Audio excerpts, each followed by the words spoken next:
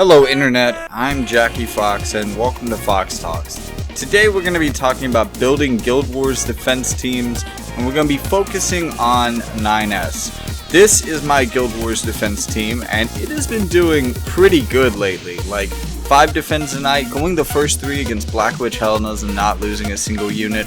Obviously this team has a lot of potential. Now we know that Yuna and Mont, especially in this formation, are incredible on the defensive battlefield, but what does 9S bring to the table? That's the question we're going to be asking here today. Shield deployment is the first thing, so this is going to buff spirit and defense by 15 in a cross-shaped AoE centered around 9S, and also give 9S protect.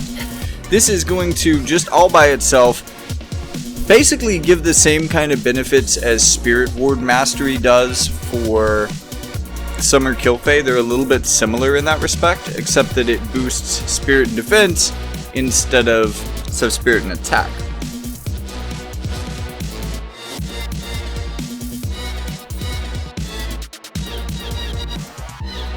As you can see, the boost also works really effectively against hybrid teams. But in addition to that, our boy 9S also has the ability to break attack and defense. So let's say he boosts your party's defense and spirit and then breaks the Gilgamesh's attack and defense. Kotetsu is not going to do anything. And this is the thing about 9S. 9S is an enabler. 9S is like a vanguard support unit.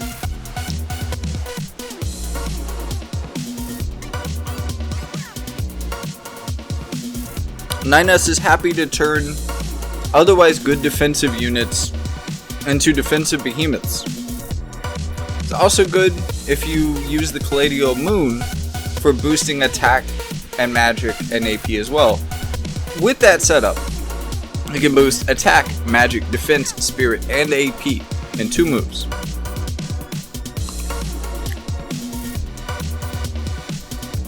So really it's about maximizing the raw potential of your other units, which is why he's great with 2 great units like King Mont and Yuna. Because even those buffs are going to bring down the damage and make them survive a little bit better, live for Yuna's heals a little bit better, more consistently make it through fights.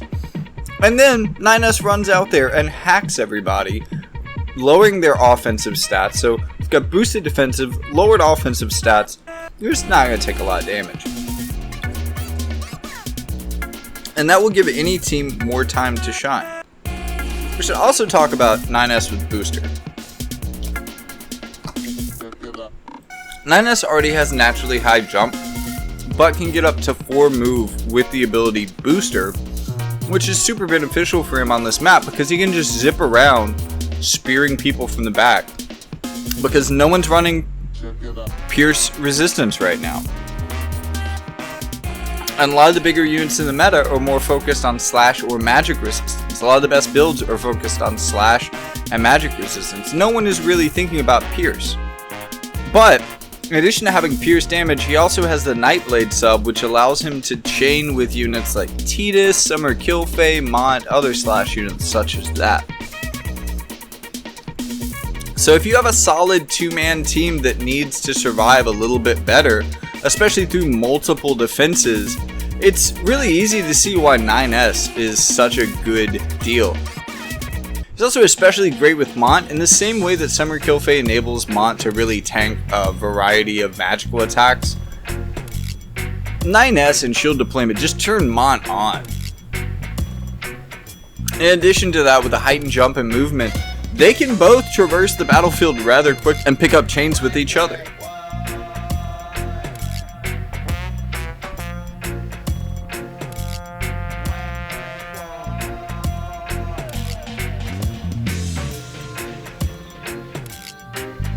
Let's say we tank. See, already taking damage. Tanks out the Tenebral Rose. Tanks out Mama Helena and just slowly picks her apart. Now, I had started this fight without a Yuna, and I was really concerned that I was going to make it through because this team is much improved over what it was previously. Charlotte has really been a big help. And I think maybe running Charlotte with slightly higher defense would be good. I mean, just look at my boy with hacking right there. Nearly one-shotting this thing. And then, boom! 2-to-1 turns, just makes a mockery of that rate. My boy. My little android boy. So I picked another Gilgamesh fight. 9S really seems to like countering Tidus and countering Gilgamesh quite a bit. He also likes to one-shot Yunas from a distance because of both his ability to traverse terrain with high jump, high movement, and very like long-range spear skills, kind of similar to Camillo and other Lancers. 9S can snipe background support units, or usually a little bit more cloistered defended units, really well with a lot of the spear shot abilities.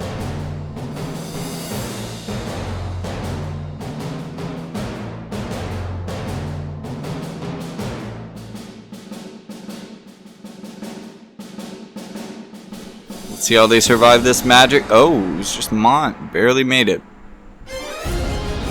Okay, so here's another thing that I like about 9S. The specific running Calladio Moon and running Clairvoyant Astrologer. 9S can debuff attack, magic, defense, and agility, as well as increase your party's attack, magic, defense, spirit, and AP. That is a whole kit. Even if he doesn't really attack that much other than using moves like hacking, he has already caused up stat imbalance that's going to cause any team to tower over their opposition. What are his weaknesses? Well, he doesn't have as many good buffs for spirit. Usually isn't built as much for spirit. Doesn't get shell from his shield deployment. So really that 15 spirit boost is about all he's going to get, other than being able to hack people and reduce their magical power. But in addition to that, 9S also has a physical evasion, but not a magical evasion.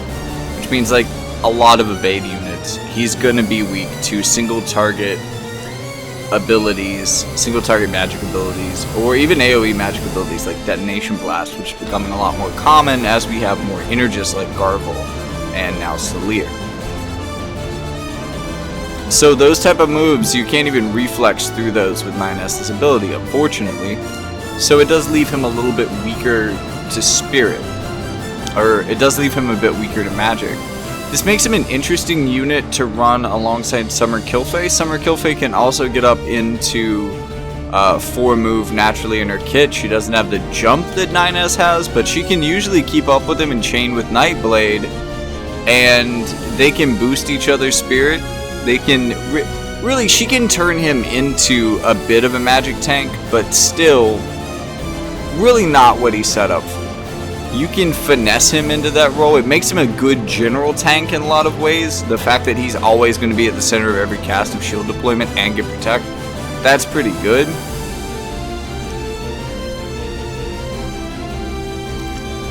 Oh, I have never seen Yuna drop that point blank, by the way. It's kind of wild to me. And oof, don't you just hate it when the full life misses?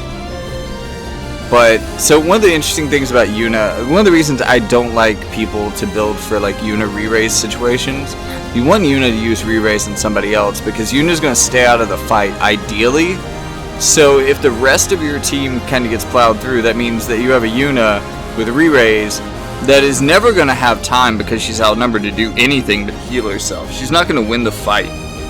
She's just going to go into a bit of a healing spiral until somebody can build a big chain on her. Instead, it's better to make sure that, especially if you have a unit with hate that's starting out near her, like my Yuna, if she has re-raise, she's almost always going to use it on King Mont because he starts with that first turn hate. But you really don't want her to be using it on herself because if she's your last unit, she's sitting there with the re-raise. It's wasted because she's not going to really be able to turn the game around with it, unfortunately. She's going to go into a heal spiral. This is my last fight of the showcase. This team actually does pretty well, and they have a lot of really great general tanking in here. I know this player also has access to Charlotte. I've seen this team with Charlotte instead of Tidus, and it's a lot more tedious in that respect. I think this team is probably better than that though, even though I really like Charlotte and would actually probably, I mean, if the Charlotte were leveled up like Charlotte instead of Warrior of Light on this team. But it does have good generalist tanks, and these would also both, Tidus as well, because he could definitely use the boost to Spirit. But, you know, these are also both units that would benefit very well from shield deployment. I mean, probably the ideal units to get hit by shield deployment would have to be Warrior of Light and Charlotte, since they can be set up to tank both anyways. I've seen some more defensive builds for Rain as well. If you have a more defensive Rain, that could also be kind of that enabler for the dual role style tank. And really, that's what's required. Like, if I see somebody tanking with a Rain, I'm just going to come at you with physical damage, because I know that your magic tank is not going to be good at dealing with my physical damage. Meanwhile, 9S is more of a general tank, and he can turn the rest of your team into better general tanks. So it's not only what he is as a unit, but what he brings to your team, the kind of tempo advantage that 9S gives you, and the ability to maintain yourself through multiple rounds, because winning 5 fights on defense is crushing. And if enough of your members of your guild do that, you're gonna win. So tune in next time. I might have some attack advice for you and how to build your offensive teams. But until then, Jackie Fox out. See you next time.